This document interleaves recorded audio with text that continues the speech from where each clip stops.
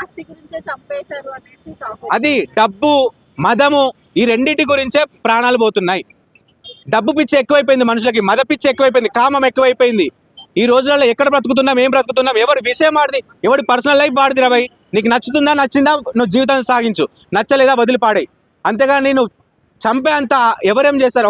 ఒక నిమిషం అండి, ఒక అమ్మాయికి నచ్చినట్టుగా బ్రతికేటువంటి స్వేచ్ఛ అమ్మాయికి ఉంది, ఒక అబ్బాయికి నచ్చినటువంటి స్వేచ్ఛ అబ్బాయికి ఉంది. మీకు నచ్చితే ఇద్దరు కలిసి ఉండండి, నచ్చలేదా విడిపోండి. డబ్బు గురించి కానీ, కామం గురించి కానీ ఇలా మనుషులు చంపేసుకుంటూ పోతే ఎవ్వరు మిగిలరు. ఒక్కటే అండి, దీనివల్ల బాధపడుతుంది చనిపోయిన అమ్మాయి కాదు. అమ్మాయి చనిపోయింది ఆల్రెడీ, కానీ తన కుటుంబం ఎంత వేదన. ఈ రోజు చూసుకున్నట్లయితే తన తల్లి రోజున ఎవరికి అర్థమవుతుంది తల్లి ఏడుస్తున్నటువంటి విధానం.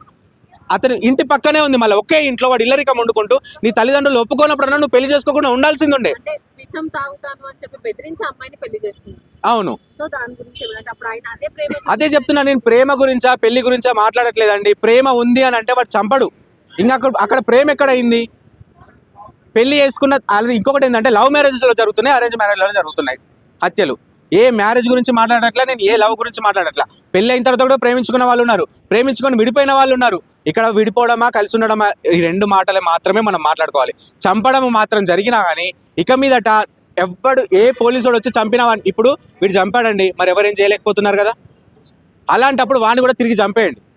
మీరు తిరిగి చంపిన తర్వాత మీ గురించి మిమ్మల్ని ఎవరైనా ఏమైనా అంటే ప్రతి ఒక్కరం వచ్చి మీ వెనక నిలబడతాం. అవునరా బాబు, అది ప్రాణమే కదా. ఆ ప్రాణాన్ని తీసినప్పుడు మీరు ఎందుకు రాలేదు? ఈ ప్రాణాన్ని తీసినప్పుడు మీరు ఎందుకు వస్తున్నారు? ఒక పాపని గతంలో చూసుకున్నట్లయితే వాడు అత్యాచారం చేసి డ్రమ్ములు వేసి పడేసిండండి. వాళ్ళందరూ వచ్చి అతన్ని చంపేయడం జరిగింది, చెరువులో పడేయడం జరిగింది. పోలీసుని రానియాలి ఆ గల్లీలోకి. ఒక పోలీసు రావాలన్నా భయపెట్టించిన వాళ్ళు. ఆ విధంగా ఎందుకు చేయట్లేదు మీరు? ప్రతి ఒక్కరు భయపడాలి. ఒక అమ్మాయి మీద చేయి వేయాలంటే భయపడాలా, ఒక అబ్బాయిని ఒక మాట అనాలి అంటే కూడా అమ్మాయి కూడా భయపడాలా. ఈ రోజుల్లో అమ్మాయిల గురించి అబ్బాయిల గురించి అని మాట్లాడట్లేదు, మనుషుల గురించి మాట్లాడుతున్నా. చాలా తప్పులు అమ్మాయిలు చేస్తున్నారు, అబ్బాయిలు చేస్తున్నారు. కానీ ప్రాణాలు తీసుకునేంత దూరం పోకండి. నచ్చలేదా విడిపోండి, ఎవరి జీవితం వాళ్ళు స్వేచ్ఛగా బ్రతకండి.